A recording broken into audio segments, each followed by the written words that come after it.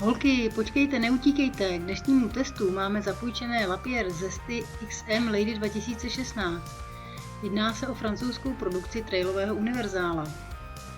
Velikost koly je ideálních 27,5 palce, vidlice je Foxflow 32 Performance se zdvihem 130 mm a o správnou funkci zadní stavby se zdvihem 120 mm se stará tlumič RockShot Monarch RT. Pohon je složený výhradně z Shimano Deore 2x10, které je doplněno o XT přehazovačku. Kliky disponují dvoupřevodníkem 2236 zubů a kazeta má klasický rozsah 1136. Brzdy mají označení BRM 506 a se 180 mm kotouči fungovaly bez problémů. Přední vidlici lze rychle seštylovat na 3 pozicích. Měkká, střední a plně zamčená varianta. Nafoukněte si ji spíše méně, abyste využili její plný zdvih. Zadní tlumič nabízí jen polohy 2 a chybí plné zamčení. I přes spíše tvrdší nafoukání vykazuje při stoupání výraznější houpání. Teleskopická sedlovka se ovládá z řídítek. Vlastní váhou ji před těžším úsekem zasunete a poté zase vysunete.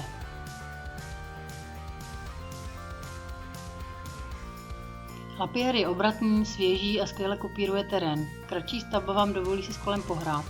Řídítka šířky 740 mm v kombinaci s 60 mm představcem zaručují skvělou obratnost i přes větší sklon přední vidlice.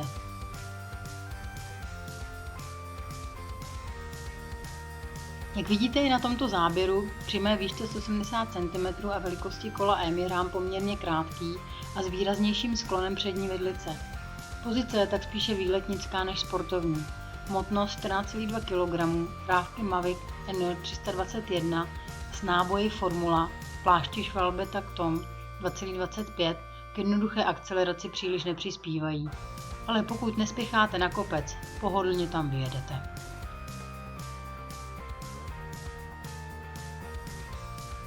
Karta se naprosto obrátí se sklonem svahu.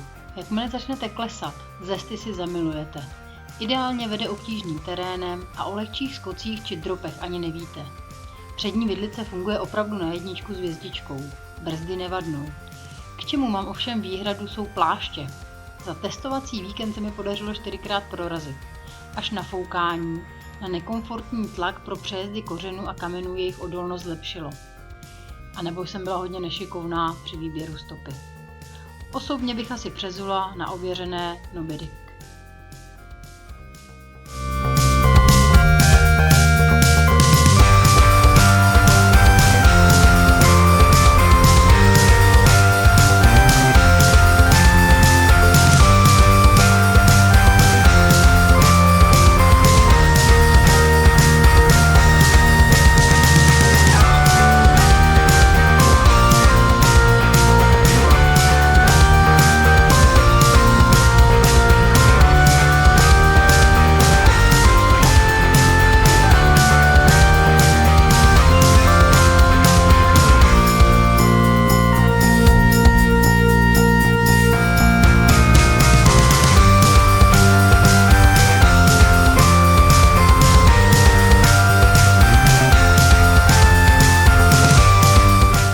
Když jste dole, no šup zase nahoru. Ten pocit při sjezdu je super. Takže holky, bavte se na kole.